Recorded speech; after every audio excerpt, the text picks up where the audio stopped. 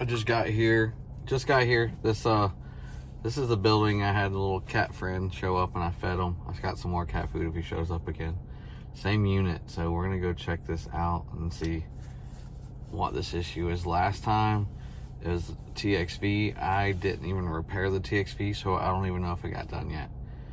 But he's saying this thermostat is fluctuating, which we'll find out what that means. Let's go in and check it out. It looks like they got a brand new system. So they didn't replace the TXV, they replaced everything. That's good. All right, we're gonna go check this out. Let's go upstairs. Just got up here waiting for him to text me and call me back for a door code. I realized though this is not the same unit as the one we replaced in the TXV I diagnosed earlier. That's about 4 units down. It's through. We're over here, and apparently this was just replaced a couple weeks ago. So I'm gonna thoroughly check everything. We're gonna start inside though, so if you find out if it's something easy, vent looking at the thing or what's going on, then we'll check it out. So I just got off the phone with him, and he says they usually keep around 78, 80 degrees when there's no one in here. And they came back after we had this hurricane, and they noticed it was set to 72. It was set to 72 when I just kicked it on. And he doesn't know why. He thinks maybe my power surge reset the thermostat. So what we're gonna do, I'm gonna kick it on. I already checked the float switch, it's pretty dry, but we're gonna pour water down that drain, make sure it's not backed up and it's not kicking this off. You can see where when I hit the float switch, it reset the thermostat. Make sure that's not resetting the thermostat. Then we're gonna do some temperature readings, and then I'm gonna make sure, because this is pretty loose, I wanna make sure we got a tight fit here on the wall and stuff. And make sure it's just vibrating. We don't have any vents. We got one vent here, but that's blowing that way. And that one right there is blowing that way. So we don't have any vents directly on the thermostat, so it shouldn't be fluctuating, dropping. His concern is it resetting. We're gonna make sure there's no schedules in here, and everything is to what he wants. And I'll check temp splits and stuff since this is only a 2-week-old system. Now, I would have put a front return in here just for space, because this is a tight fit. And Run True and all them, they make front returns. They usually front returns will go up to like 3 tons. This is a 2-ton system. But you can see this drain line goes down, makes a P-trap, no vent, and then it just goes over to there and drains out to that main drain. A lot of gunk will get trapped in here easy. Sometimes you can just do this and it'll push it through. We're gonna run some water down this just to make sure it's coming out the end. And it's nice and short like this, it's real easy to diagnose.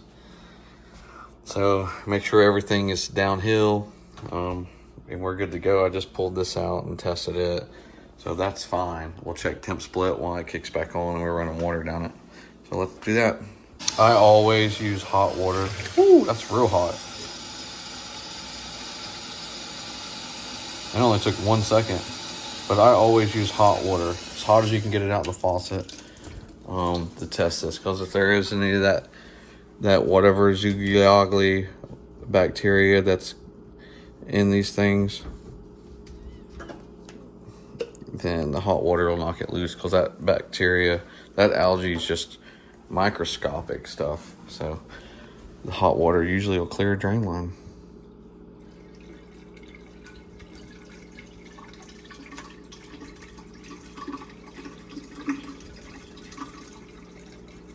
Yeah, this thing's flowing good. It's not a drain line.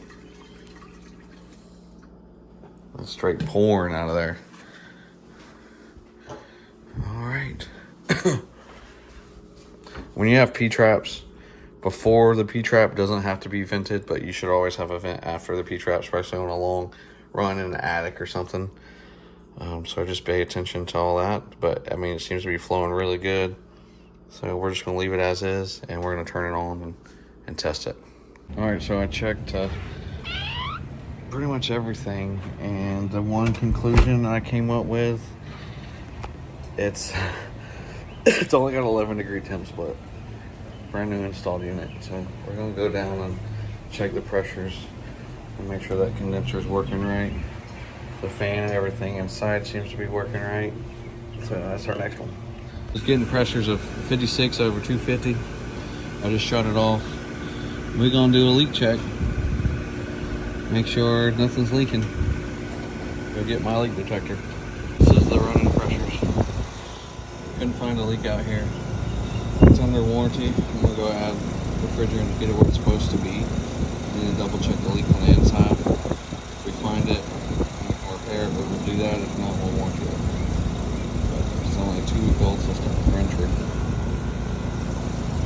The thing I like about my Testo probes, we're on the 3rd floor. That's all the way down to the bottom, the condenser. I feel like it's not a leak. It might be restriction. So I am going to take this and look at the TXV, and I can sit here and monitor and play around with the TXV and see if I fix it or not. Well, for some reason there's not a TXV. It's a 2-week system, 2 weeks old, and there's no TXV on this thing. All right, so we're gonna recalculate, see what our superheat's supposed to be, and then go from there, because the settling pressures don't look too bad, but there's almost like there's a restriction. But I'm gonna do my superheat calculations. So now I'm using my Testo psychrometer, and I'm taking just the Testo 605i, and I'm taking a wet bulb measurement. And then what I'll do is I'll take that and this info, and I'll use the check charge app. We'll go to 410A. Do the vapor pressure, which is 60. We'll do 61 or 60. Goes by 2 sometimes. So we'll do 60. The temperature,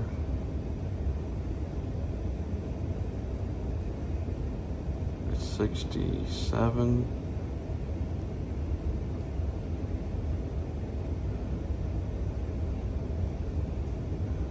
And only go to 54.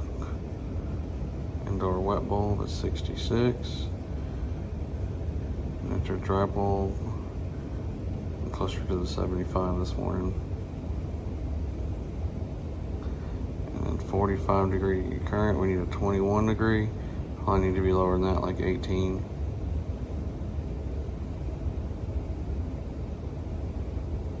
So we'll go add some more. Temp split did drop to 65 when I added a little bit. So we're in the right direction. It was at 69. Hard part is these line sets, you can see how this one's the floor above. They go through these closets. So any unit below could have damaged the line set. We could have a leak somewhere in this line set that we can't detect.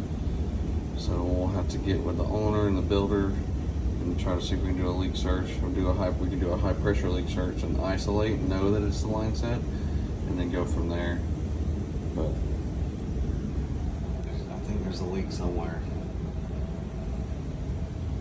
Since it's a piston and a heat pump, I threw it in heat mode, just to maybe force that stuff through that piston, if there's a restriction in the piston. Put it back in cold mode and see what's going on. So we're gonna go check the line dryer temp and see what's going on with it. Put my clamps on each side of the line dryer. We're checking it. We got 77, 77. It's not a restriction in the line dryer. There's got to be a restriction in that piston, or in the evac coil somewhere. The reason why I believe the restrictions on this side, because our condenser pressure seemed fine going up into this unit, but coming back out to the other one seems low. This one seems fine, this one seems low. So it's telling me there's an issue in the evac coil itself. Because the unit's only 2 weeks old, we're gonna do the right thing. We're gonna just change out this whole coil, clean that piston good, blow it out good. And then we're gonna check pressures and stuff and make sure that it's not a clog in that coil itself.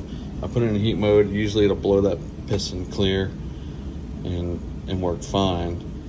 And the pressures I was getting in heat mode, just I think there's some kind of something stuck somewhere. There's a pretty good restriction.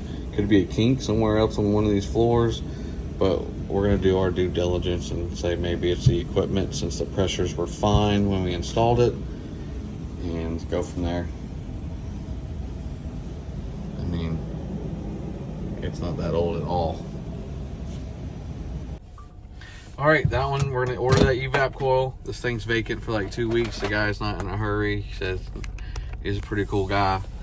I like dealing with homeowners like that they understand the situation, and we're doing a thorough job trying to make sure everything is working fine.